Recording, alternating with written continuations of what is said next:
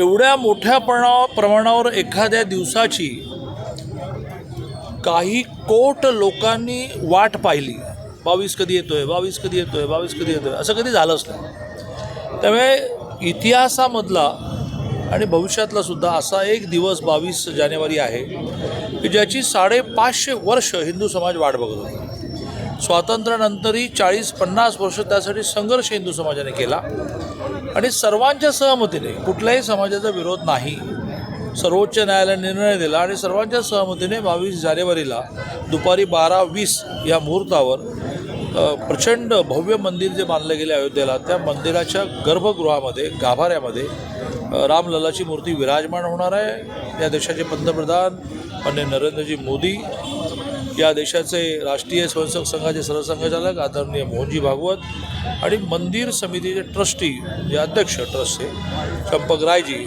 अशांच्या हस्ते ही मूर्ती सर्व प्रकारची विधी करून त्या ठिकाणी प्रस्थापित व्हायचे आहे. याची तयारी देशभर खूप आहे, पण कोल्हापूर कधीच मागे राहत नाही.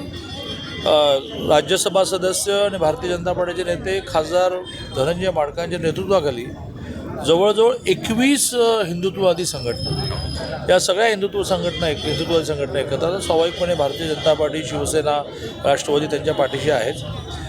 राजे समरजितराजे घाटगेंसारखे सगळे नेते बरोबर घेऊन, महेश जाधव असतील, नाना कदम असतील, अमोल माडिक असतील, त्यांनी संपूर्ण शहर राममय केलेलं आहे. आज या ठिकाणी 108 फुटी रामाची प्रतिमा उभी केली आहे. हे देशात पहिल्यांदा झालं आहे. बरं झालं त्याने आज लॉन्चिंग केलं, प्रतिमा अनावरण केली. आता जरा टी व्हीवर बघितल्यामुळे लोक 24 तासामध्ये प्रेरणा घेऊन 108 फुटीपेक्षा जास्त करण्याचा प्रयत्न करतील. संपूर्ण शहरातला एकही चौक असा नाही की तो सजवला गेला नाही. उद्या दुपारी 4 वाजता बिंदू चौकातून एक मोठी मिरवणूक निघणार आहे. मी आपल्या माध्यमातून लोकांना आवाहन करतो की या मिरवणुकीत आपण सहभागी झाले पाहिजे. 21 तारखेला दिवसभर या मैदानात कार्यक्रम आहे. संध्याकाळी गीत रामायण आहे. दुपारी 12:20ला हा जो प्राणप्रतिष्ठेचा कार्यक्रम आहे तो तिथलाच कार्यक्रम लाईव्ह दाखवण्याचा कार्यक्रम आहे. भजनं आहेत, कीर्तनं आहेत, प्रसाद वाटप आहे. या सगळ्यामध्ये लोकांनी सहभागी झालं पाहिजे. काल सोलापूरला देशाचे पंतप्रधान माननीय नरेंद्रजी मोदींनी हे आवाहन केलं की दिवाळी साजरी करा. लोक बिलकुल थांबणार नाहीत. ते घराघरावर रोषणाई करणार, कंदील लावणार, मोठ्या प्रमाणावर रोषणाई करणार. प्रत्येक घरासमोर 5 पंत्या लावा असं त्यांनी आवाहन केलं आहे. एकही घर, आणि मी त्याला हिंदू घर म्हणणार नाही, कारण या देशातला जो म्हणून कोणी रामभक्त आहे तो कुठल्या जातीचा आहे, धर्माचा आहे, पंथाचा नाही, तो 22ला दिवाळी साजरी करणार. केंद्र सरकारने अर्धा दिवस सुट्टी घोषित केली, राज्य सरकारने पूर्ण दिवस सुट्टी घोषित केली.